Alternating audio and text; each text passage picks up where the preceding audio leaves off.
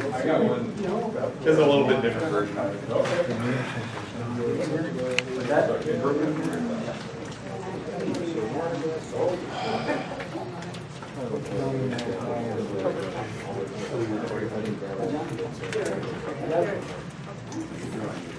No hair. You're not allowed to have one.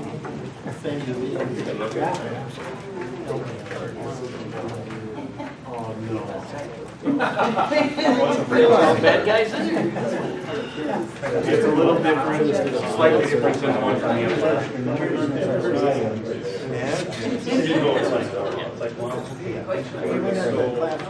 That's a stepping stone for you.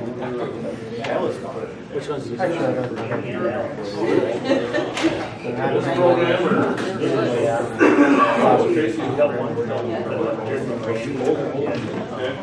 Well, they're talking about.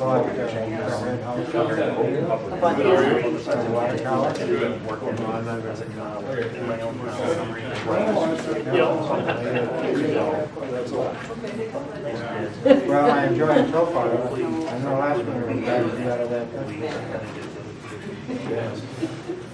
It's a unique one. Last time in that also. Yeah,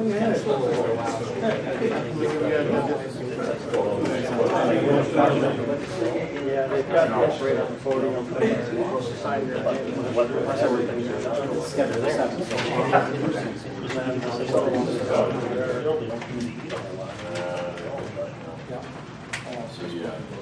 the bar was kind of quiet.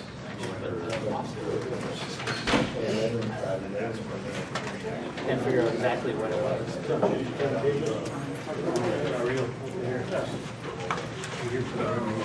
Yep.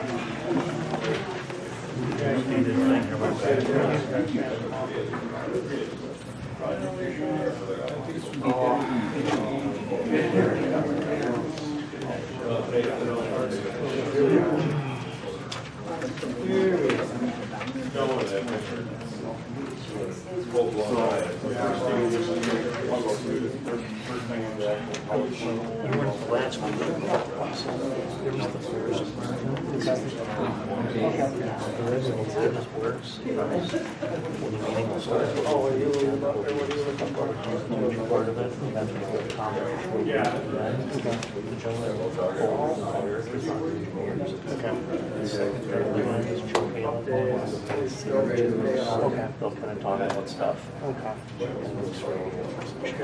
So no, I'm from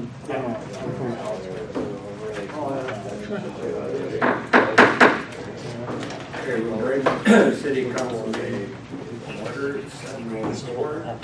This is for September 10th of 2019. We're going to do something a little bit different. Tomorrow is 9/11. What I would like is for each of you to stand for a moment, think of where you were, and think about all of those people that perished, and also the first responders, the police departments, the fire departments, and all that. Then we'll say the Pledge of Allegiance.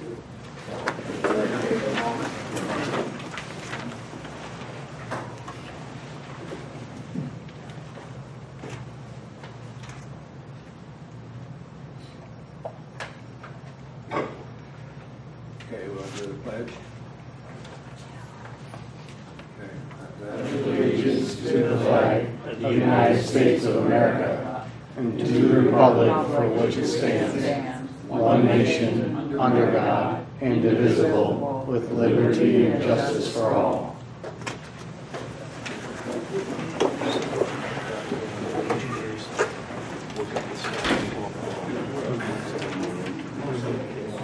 Okay, we'll have roll call. We have our dancer. Todd Mortensen, Chip Nielsen, Councilman here. We have Scott Rick, the city attorney.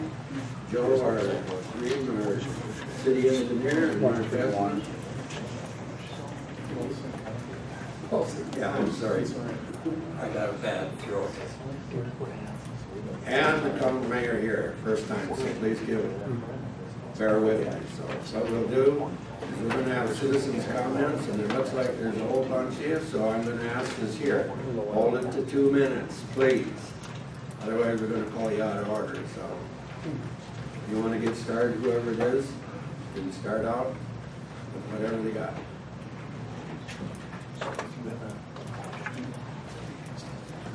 Are we given the meeting is the public? Yeah, that's right here. Yeah. Oh, okay. So there are no citizens' comments then? So I'm new to Kenyon. I've only been You wanna here. come up to the podium there and give your name, please? Sean Hayden, new to town. I've only been here probably about a little over 6 months. I'm on 131 Redwing Avenue. And so I guess I didn't really understand how this process worked. I'm from a very small town of Heilman, and we didn't have anything like this. So I guess the procedure of how this worked, it was brought to our attention and asked if this is what we all wanted to do on this street before the number was sent to us, because we haven't received any information, and that's why this just came up, and I was like, okay, well, I should probably be a part of this, but we haven't had any information on this until the work was done, and then we're hearing about $10,000 per person. So that was my question. So it sounds like that's a question related to the proposed project on Redwing Avenue. Okay. So we'll address that in the course of the public hearing. I'll go in the introductory remarks, I'll kind of give the background and context. And then we've got about a half an hour long presentation that will explain where all the information comes from. Okay, thank you. Okay. We'll go for adopt the agenda. Is there any changes on that? The only thing is, Commissioner Barney Neseth wants to address the council, which I thought could be under like presentations either before Tracy or after. So that would be the only addition that I would have. And approval of the minutes? So we have basically the consent agenda. I'll move we adopt the agenda with that change and approve the consent agenda. Second. All in favor? Aye. Okay. Aye. We'll move right along then. Presentation of public hearings. Recognition, proclamations. Redwing Avenue, public hearing. So I believe, okay. Yep. Yep, I can take it. I can take an introduction.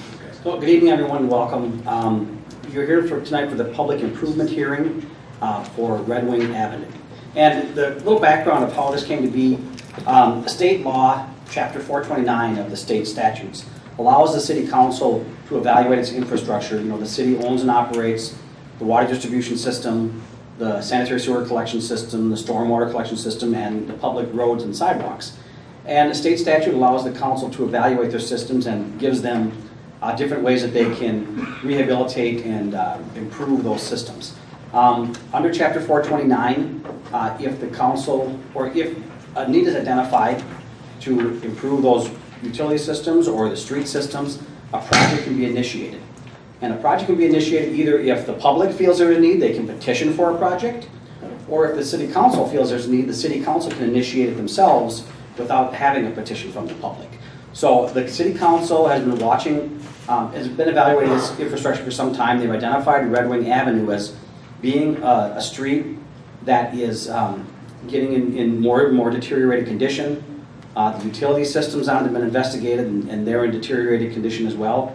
So they identified it as a candidate for a potential project. And the proposed project would reconstruct the utilities and reconstruct the roadway and bring them all back up to a new condition. Now, there's a very specific process that has to be followed under the state statute. And the first thing that's done is the city council, if they want to initiate their project, they order, or they direct the city engineer to perform a study of the roadway. And I should introduce myself. I'm the city engineer. My name is Joe Ryan. I work for the firm of Bolton and Menk. We are a private engineering firm who contracts with the city to serve as the city engineer. And with me tonight is Derek Oldinger.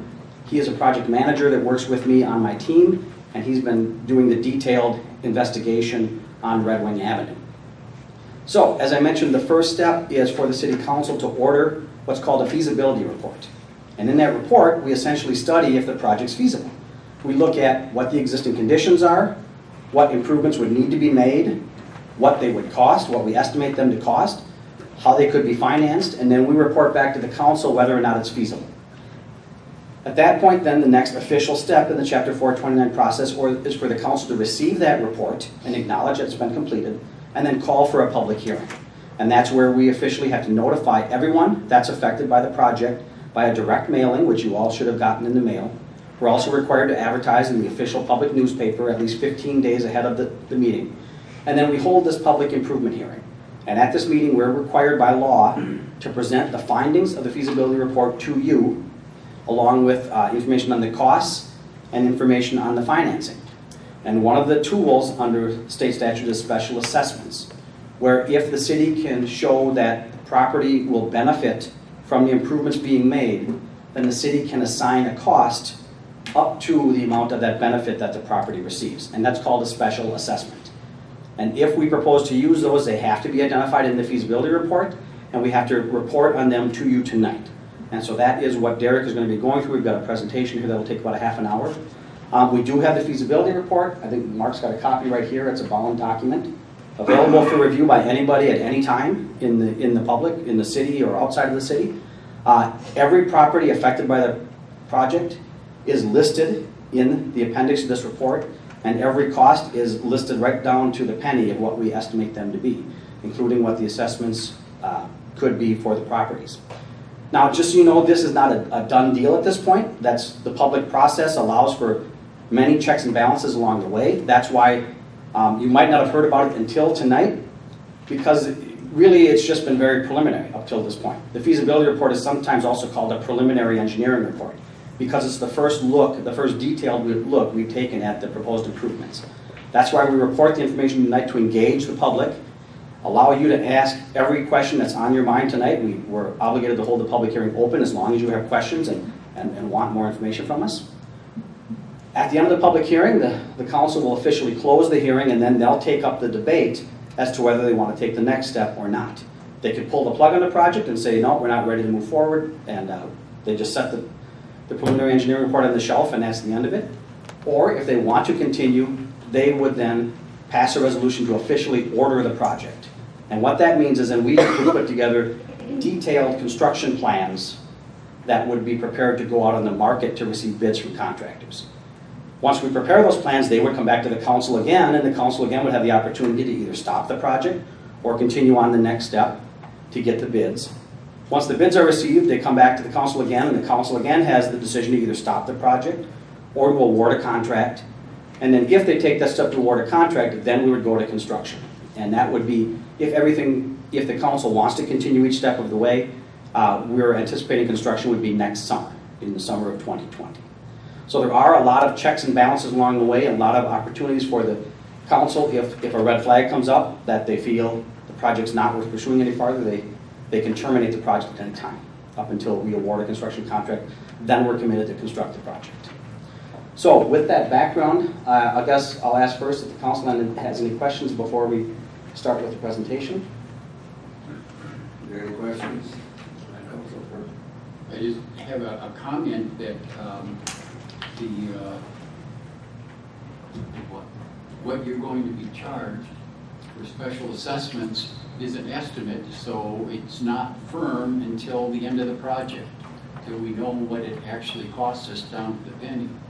And along that process, you can object and say that I don't think I'm getting full value for what you're charging me, in which case there would be some sort of a hearing, and you would let us know why you think that, and we, on the other hand, would have to let you know why we think you are indeed getting your value out of this. So this is not as yet a done deal.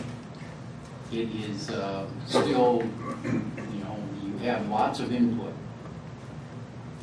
And I'll leave it there. Yep. And as Councilmember Nielsen referred to, there are provisions in the law that give the property owners rights. If we do proceed with the project and you are assigned an assessment, you have rights as a property owner.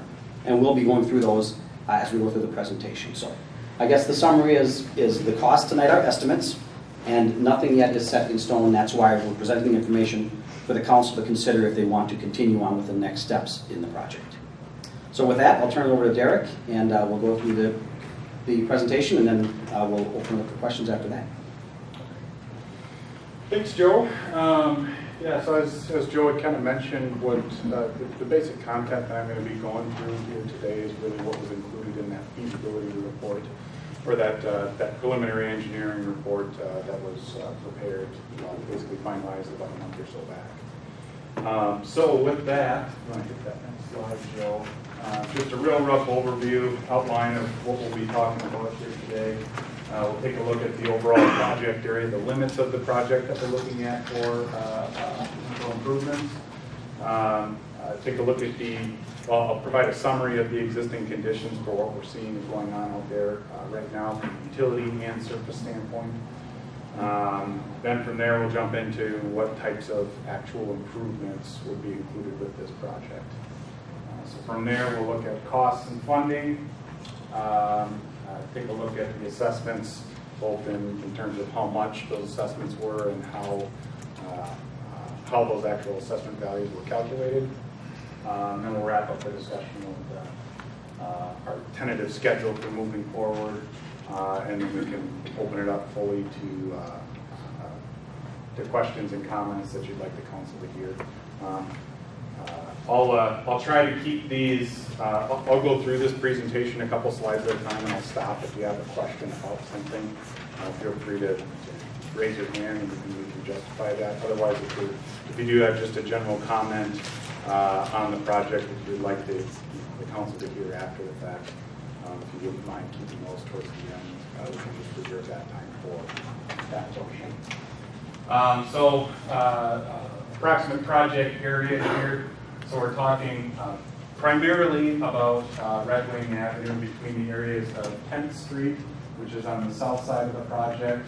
And as you move north on this figure, you're moving north, or as you move to the right on this figure, you're moving north, all the way up to the intersection with 2nd Street right in the downtown area. There are 2 alternate project areas that were added onto this project as well, so that would include about a half a block of 4th Street directly west of Red Wing Avenue, as well as 1 block of alley, which is over on the right-hand side of the screen, which would be the alley directly south of 2nd Street.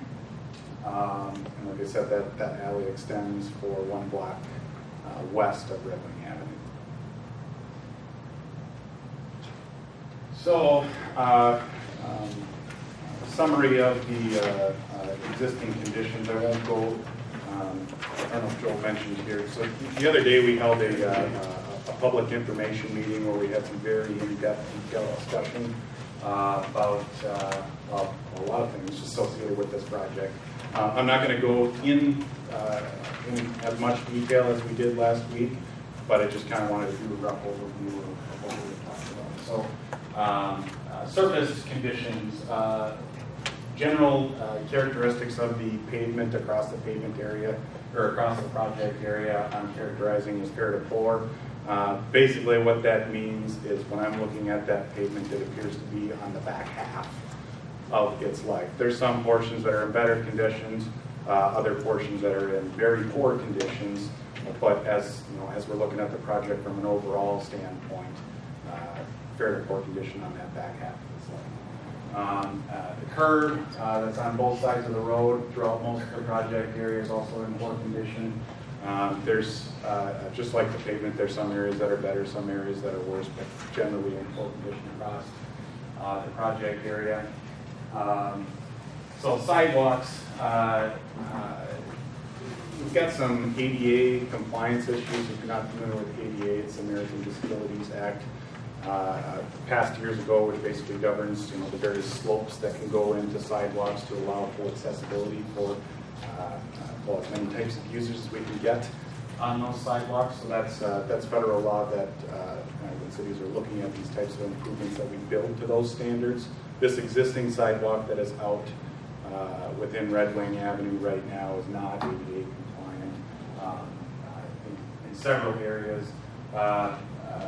Most obviously, you'll notice that at several of the intersections where there's pedestrian ramps that go out into the streets, a lot of steep ramps. In some cases, there isn't an actual ramp at all, so any wheelchair users or sight-impaired users would have challenges with those areas. In addition to those ramps, there's other segments of sidewalk that have heaves or other types of trip hazards. In a lot of cases, those heaves or trip hazards are caused by large overgrown boulevard trees that are located right next to that sidewalk. So that'll be, in addition to the sidewalk, we'll be looking at those trees as well, and potentially removing a good portion of some of those larger diameter trees. One other quick thing with that sidewalk that I'll note, there are areas of the project where I know that the sidewalk is in good condition. There may be some property owners out there that have replaced that sidewalk in the last 5 or 10 years. Right now, I do not know if we'll be able to save that sidewalk or not. So we'll get into the proposed conditions here in a minute, but there's going to be a number of grading impacts associated with putting in the new street, as well as utility impacts associated with putting in the new service lines and utility needs, that type of thing. So we'll get into that in a little bit more detail in just a second here. So existing conditions from a utility standpoint, looking at storm sewer, that existing storm sewer within the project area. There are a couple of blocks of storm sewer located kind of along the north half of the project where there is an urban style storm sewer system that has a storm main piping running down the middle of the road and catch basins located within the curbs to catch that storm sewer.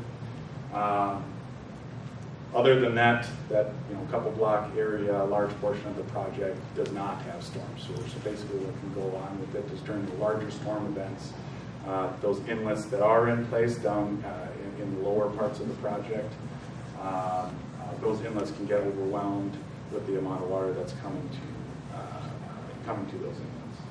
On the far south end of the project, down in the 9th Street, or basically south of 8th Street, there's some sections you've probably noticed that don't have curb and gutter, and any of that storm water that's falling within the street flows off into the adjacent ditches, and then it goes through kind of a maze of culverts before it finds its way outside of the project area.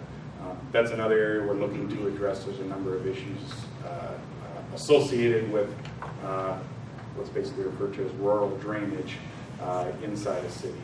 Basically got wet ditches that are difficult to maintain, and if there are any issues with those culverts, sometimes those can also be difficult just because there's kind of a maze of them kind of snake through that end of the project.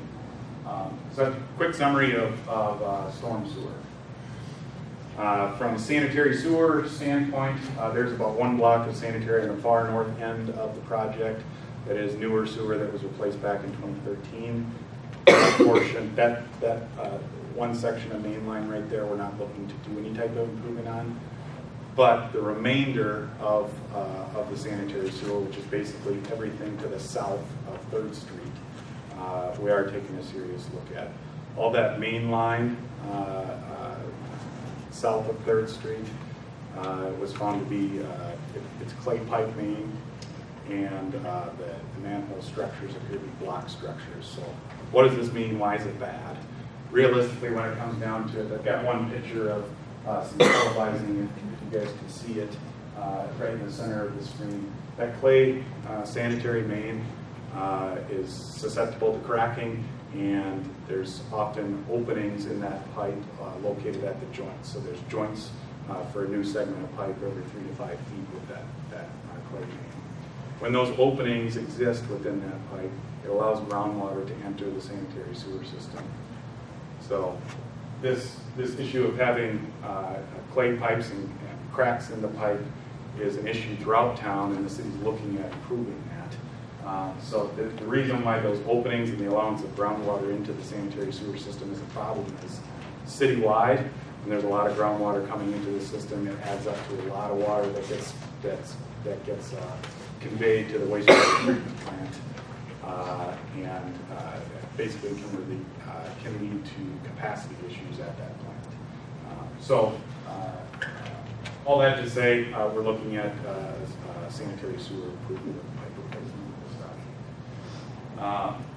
From water main standpoint, there are a couple of blocks of newer water main that are in place. However, the majority of the water main that's out within the project is either cast iron pipe main or also smaller diameter pipe that we're looking to address. So one of the characteristics of cast iron pipe is typically installed before the 1970s. In this case, it was installed way before the 1970s. Issues with it is that over time that pipe begins to corrode and becomes very brittle. So the issue with it is when it becomes brittle, it's more susceptible to breaks. So as a general rule, if we're looking at a project considering for reconstruction, the city is this would be a good opportunity to replace that pipe with more modern materials such as PVC or ductile iron pipe. So that's kind of a summary of the existing conditions. Is there any questions so far? Anyone else? So we'll hop into proposed conditions. What are we planning on doing with this project? So we've talked about the curb and gutter pavement conditions are important conditions before. So first and foremost, what we'll be doing, pulling off that pavement and replacing it with new bituminous pavement, a new gravel section below that bituminous, as well as curb and gutter on both sides of the road. There's going to be some minor grading impacts associated with that replacement of the roadway surface. So if you do have a driveway that extends out into Red Wing Avenue or 4th Street, or even the alley, there would also be some impacts to that driveway. So in that case, we would pull out whatever portion of the driveway that we need out, and then once we're done with the project, once we're done with the new pavement, then we'll patch back in that driveway with a new concrete apron up into your driveway. This was discussed in a little bit more detail at this public information meeting we held on the 5th, which was last Friday. But what's currently proposed for the roadway section south of 6th Street is a 7-ton section, which would be consistent with what you would find in a low volume road residential area. So between 2nd Street and 6th Street, we're projecting that those traffic volumes, vehicle weights are going to be a little bit higher, so we'll be upgrading that area to a 9-ton section. Roadway widths, just quickly kind of summarize this. So as we move from the south end of the project up to the north end, the street width starts out relatively narrow, kind of as it is right now between 9th and 10th Street. That roadway is about 24 to 26 feet wide right now. A proposed street width in that area with these new improvements will be 25 feet.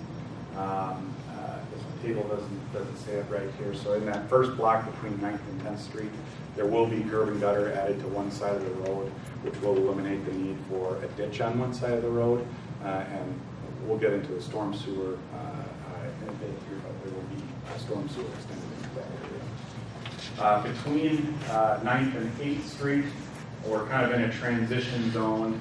As we come out of that 25-foot street width, we move over to a fully urban section, so that means curb and gutter on both sides of the road, and the street width widens out to 30.5 feet from curb face to curb face. So what does that mean? That basically means there's room for 2 travel lanes, 2 cars that are passing each other on the road, and 1 lane for parking. If there is someone that happens to be parked on both sides of the road, what that would mean is it would allow for one-way traffic through. As we move further north, basically north of 8th Street. That street width will widen out to 36 feet, and basically that street width matches almost exactly what's out there right now. So no changes to street width for the majority of the project area. We're preserving that 36-foot wide street. So in that case, that allows room for 2 8-foot travel lanes, or 2 8-foot parking lanes on both sides of the road, and 2 travel lanes that are 10 feet wide in the center.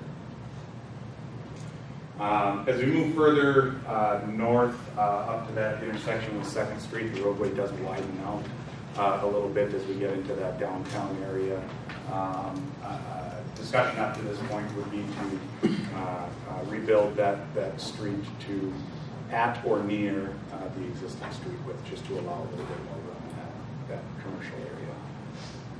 Within the alley, that existing pavement, depending on how you measure it, is 16 to 18 feet wide. What we're calling it is basically the amount of pavement that we can fit within the 20-foot right-of-way.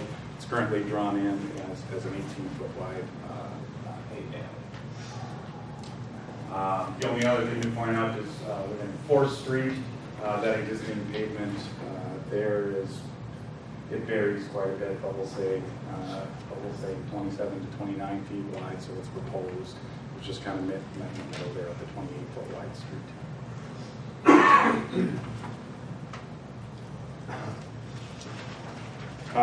So we've kind of chatted a little bit about sidewalk improvements. So what's currently proposed with the project and what's included in the cost estimates for this project is anywhere where there's existing sidewalk, that sidewalk would be replaced. So one of the things that we're doing, a couple of reasons for that. So there's a number of properties throughout the project area. It's basically between 7th Street and 2nd Street, where that existing sidewalk is in very poor condition. In those cases, it makes sense that we want to put new pavement or new concrete walk in those areas. Another potential impact that will come about once we get into this utility discussion is, along with replacing the actual sanitary mains and water mains, we'll be replacing the water and sanitary services within the public right-of-way. So as long as we have the street dug up, take this opportunity to also replace those service lines. So if there is any type of issue with those in the past, theoretically it should happen without, it'll happen outside of the road and eliminate the need for a private property owner having to hire a contractor to come in and dig the street. So we want to get new infrastructure inside the public right away. That's one of the things. So when we extend that sanitary or water service into the property, generally what that means is coming up to the back side of the walk, whereas and that's where generally most property lines will be located, 1 to 3 feet behind that sidewalk. So when we put in that new line, there'll be sidewalk impacts and we'll have to replace the sidewalk. So one other thing I kind of mentioned before, when we regrade the road in this area, sometimes it means that we also need to impact the grade of that existing sidewalk. So in some cases, even if that sidewalk is in good condition, we still got to pull it out just so we can make our tie-ins. So we have looked at some of those intersections in the past that there's most of those intersections where we didn't have ADA compliant ramps. Any of the new ramps that we'd be putting in would have to meet those new ADA standards. So shallow slopes coming up into those ramps, and certainly the curb openings that will allow wheelchair users to get up on the sidewalk.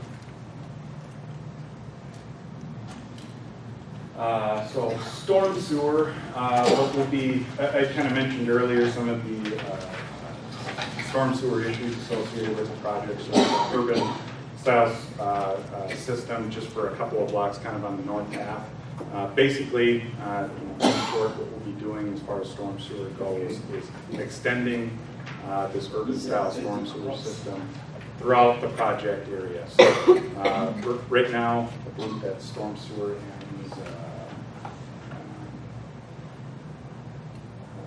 about Home Street or 3rd Street. We'll be extending that storm sewer on the north end all the way up to that alley intersection, so that alley that we're addressing in south of 2nd Street. Extending the storm sewer up there and also up into the alley. On the south end of the project, that storm sewer system ends at 5th Street, which is basically the bottom of the hill as you're driving south along Red Wing. We'll be extending that storm sewer up the hill to the south end of the project to capture basically any of the water that's falling within the road or flowing to the road within the project corridor will ultimately end up in the new storm sewer system.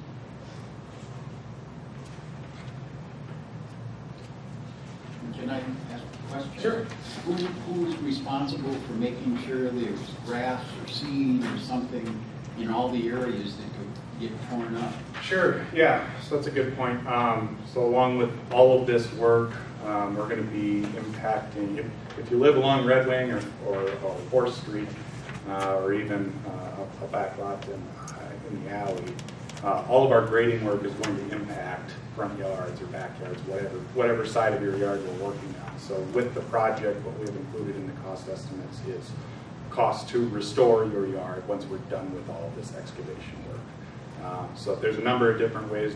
Normally what I recommend for addressing that turf establishment is once we're done with all of our major disruption, we'll pull any of the existing topsoil out, put in new amended topsoil, and then seed, fertilize, and mulch that so that it's stabilized, and hopefully with a little bit of good weather that grass will come back sooner rather than later. What about trees?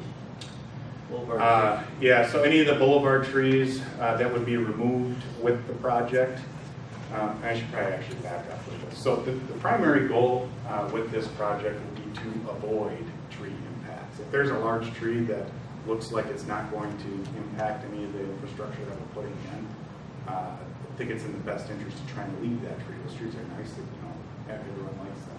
If we do have to pull one down, the replacement of those trees is not included with the project. Up to this point, we haven't discussed replacement of those trees with the project. Generally speaking, just in my experience working with several different projects or several different cities on similar projects, most of the time they're not treated. So if that is something that the council would like to open up for discussion at some point, we're certainly open with it. But right now they're not included for replanting.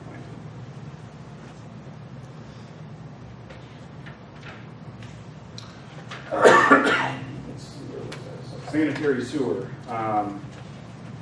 So like I said before, goal of the project would be to replace any of that old clay main. Generally speaking, that those clay mains are also tied together with clay services that run out to each house. So what we would be doing would be replacing all those mains with new 8-inch gasketed PVC pipe. So this is the modern pipe material that's used in construction these days for replacement of sanitary sewer mains. Manholes would be replaced with new reinforced concrete manhole structures, and those service lines would be replaced with new 4-inch PVC lines that run up to the property line. So the whole goal of this is to create all that infrastructure, that sanitary infrastructure inside the right-of-way. Should be a watertight system and avoid these opportunities for groundwater to get into the system. I will point out on the south end of the project, between the area, well, it's basically between 8th and 7th Street is where the existing sanitary sewer main ends. So with this project, what we would be doing is including an extension of that sanitary sewer all the way to the south end of the project that will allow those properties on the very south end to connect up at some point, or if they wanted to connect up at the time that we're out there, they could do that too. One other thing I'll point out, there's a small handful of properties located around the 7th Street intersection with Red Wing Avenue that have what we're calling this private sanitary sewer system. So traditionally when an area is developed, what a city will require that developer to do is before they put in their street, they put sanitary main line down the middle of the road, and service lines branch out from there to each individual house. Each house has its own individual service. For whatever reason, back in the day, there's a developer in town that wasn't doing that. So basically, we've got, I forget the exact number of homes. Around the 7th Street area, there's a number of homes that have snaked service lines. So we've got 4, 5, 6 houses that are all connected up to one 4 or 6 inch line. The issue with that is if there's ever an issue with that line, it plugs up or a pipe collapse or something like that, it's very difficult for public works staff to go in and try to access that point of failure without completely digging up the line. So we'll be looking to address those areas where we've got these snaked service lines by installing this traditional sanitary sewer system with the main line in the road. So I'm almost done with utilities here, but this water main that we'll be replacing within Red Wing Avenue between the water towers located between 7th and 8th Street and 2nd Street, we'll be installing new 10-inch diameter ductile iron water mains, a little bit larger diameter main there just due to its proximity to the water tower and the fact that that line really it serves more as a trunk line for the entire community. So yeah, any of that existing cast iron pipe that's out in the roadway right now will be replacing with this new ductile iron pipe. On the south end of the project, we can downsize that main a little bit in this extension area. So just like the sanitary sewer between 9th Street and 10th Street, there is no water main right now. With this project, we'd be extending that main line all the way to the south end. Just like the sanitary services, we'll be replacing any water services that are connected up to that main with new 1-inch copper services and a new water, a new curb stop, which is basically that main valve located outside of your house. Along with the water main, there's also hydrant replacements, valve replacements, fitting replacements, basically any of that hardware that goes into the new hydrant replacements as well. So, getting into cost now. Well, is there any questions with the proposed improvements?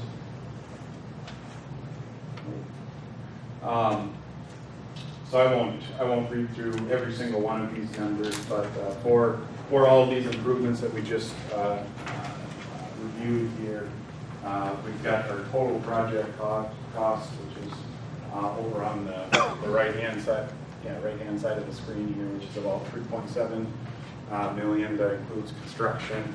That does include about 10% in contingencies that we don't have a home for quite yet, but realistically, once we get into design and construction, there's usually something that comes up. That's the reason why we budgeted for it. And that also includes design costs for putting together the plans and assisting with the construction administration during the actual construction of the project. So project total, $3.7 million.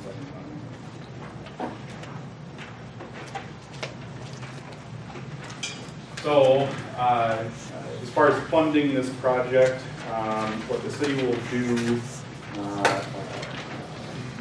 once these bids are received is they will fund the project through the sale of a bond.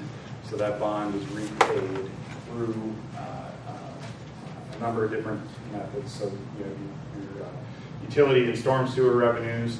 There's portions of it that come out of the tax levy.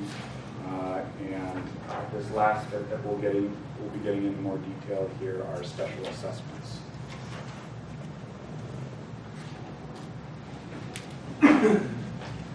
So I've got a couple of slides on how these special assessments are calculated. I guess before I get into it, just do a little bit of background. So the City of Kenyon has a special assessment policy that was put into effect years ago. That policy breaks down what portions of each part of the project is accessible and how much of that would go back to a benefiting property owner. So I'll just kind of run through these one by one. The first one is a little bit unique in that we deviated from that assessment policy a little bit. So if you're looking at that Kenyon assessment policy, it will say that 50% of the street costs associated with the project, so that's that base gravel, the excavation, and we have to on the street, the new pavement, curb and gutter, those types of improvements. Those are assessed at a rate of 50%.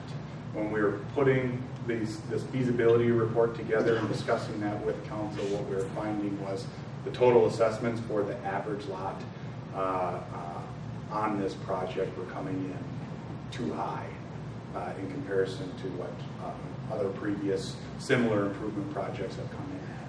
So it's about a month ago, the city council provided direction to reduce that 50% down to 32.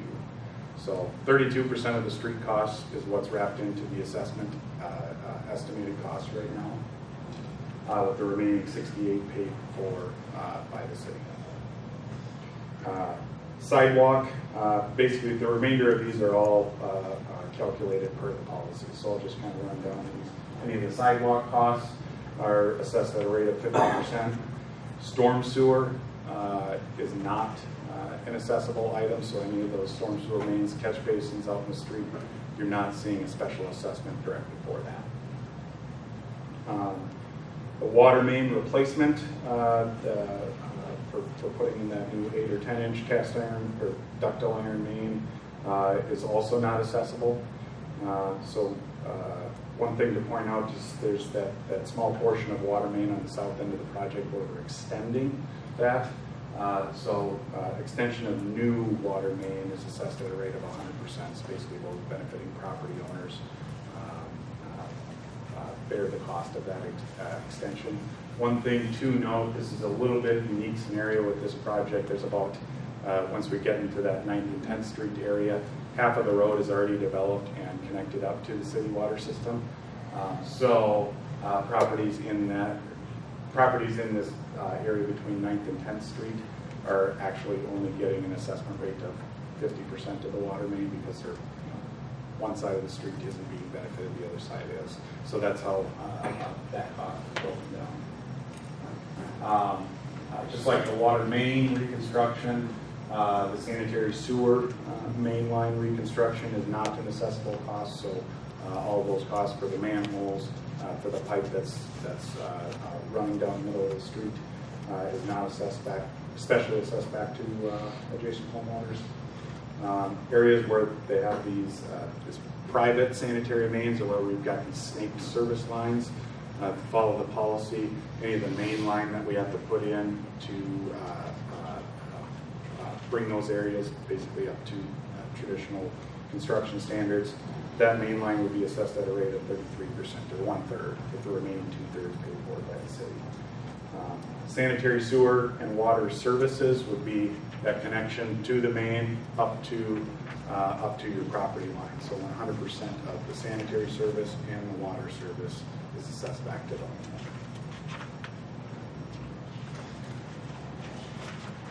homeowner. So for this next slide, I wanted to get this in front of everyone so they can see a breakdown of where your specific assessment is coming from.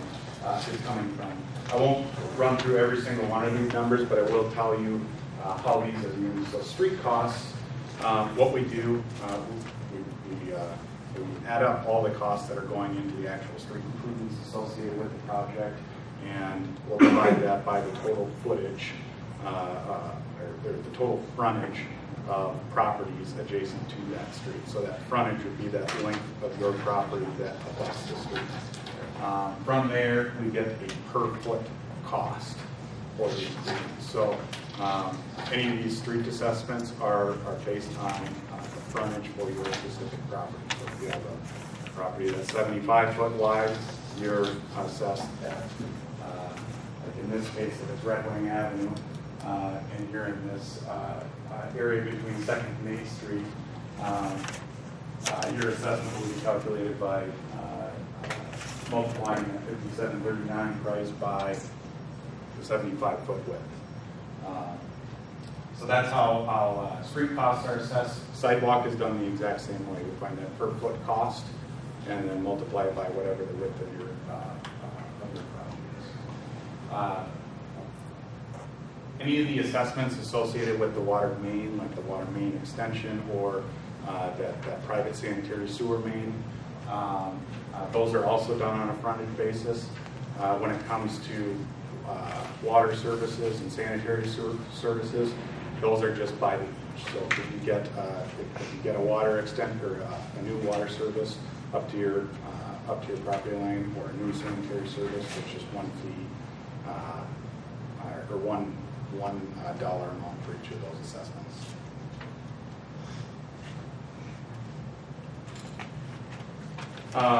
So what I've included in here is just a one example calculation to show what the most typical assessment is, or what the assessment is for the most typical lot within this project corridor. So by far the most typical lot along Red Wing Avenue is 75 foot wide. It's in this area where we're putting in that new 36 foot wide street. That house in this specific scenario will be getting new sidewalk along the entire frontage of the property, as well as a new sanitary and water service. So with that, when we run through these calculations, what that typical lot is coming out to be is we're estimating an assessment of about $12,030 right now. What I've included on this slide is just a comparison to the most recent street project. Every street project that the city does is unique in its own way. They don't all have the exact same scope, so it's very difficult to directly compare what was assessed back in this most recent street project in 2016, which is this first street project, and what we're estimating for this one. But I can go through that and make some adjustments for the scope, make some adjustments for inflation that's been realized since 2016. And basically what it's coming out to be is when I compared the assessments that we're currently projecting for the Red Wing Avenue project, 4th Street and Alley, these assessments are generally in the ballpark of what we would have seen if we were proceeding forward with the 2016 project along 1st Street right now. Something to keep in mind with these assessments, right now we can only work off of estimated costs. We estimate these costs based on typical unit pricing that we see on these types of projects in this area. Our goal when we're putting together these cost estimates is to try to be conservative. The last thing that I want to do for all of you is tell you that the assessment's going to be $12,000 and then come back to you in 4 months and tell you that it's actually going to be 14. I'm trying to stay conservative with this, but ultimately this assessment at the end of the day, once you get to the actual assessment hearing, when this is finalized, is based off of the actual bid prices that we get from the contractor and the actual quantities of materials that we use that go into the entire project. So basically, this is an estimate right now. It will change. Our hope is that this number will go down, but as with anything, there's no guarantee. But Derek, let's say we put it out for bids and we get, say, 3 bids and they're all way over what we were estimating, we could pull the plug on the project and say, this is too much. We're going to just hold off. Yep, we could do that, and generally what happens on projects like that, take that plan back to the drawing board and see if there's something that we can do with it to try to reduce the costs. If there's some type of unexpected thing that the contractors were putting into their bid that we can say, okay, you don't have to do that, the project cost goes down. Or just put it on the shelf and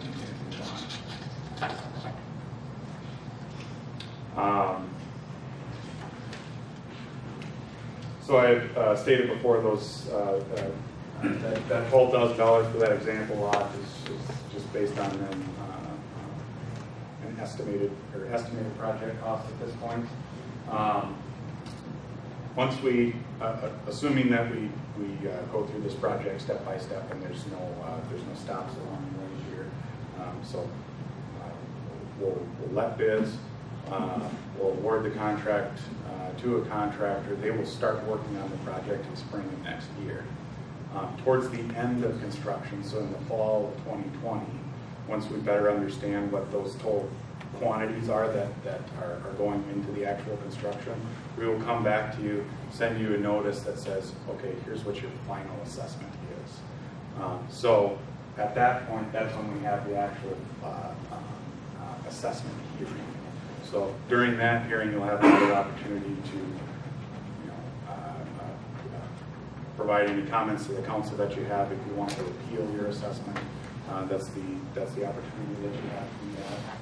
But what I'm trying to get across to you is that final assessment will not be 100% known up until the fall of 2020 when we actually receive that notice. As we learn more with this project and as we go through design and have more public meetings, we'll take each of those opportunities where we have those updated numbers to give you the most up-to-date estimate. Yeah, that final number won't be known until fall of 2020. So options for payment, just going through these. So after that assessment hearing, you have up to 30 days. One option is you have up to 30 days to pay the assessment in full if you're not interested in paying any of the interest associated with it going on your property tax. So that's that 30-day period where no interest will be charged to your assessment. If you don't want to do that, this assessment that's associated with your property would then go on your property taxes. When you get your tax statement each year, generally what will show up as a special assessment, a lot of times it's kind of at the bottom of the sheet. And that assessment is spread out over generally a 10 to 20 year term. The actual term of the assessment is set by the council during the assessment hearing.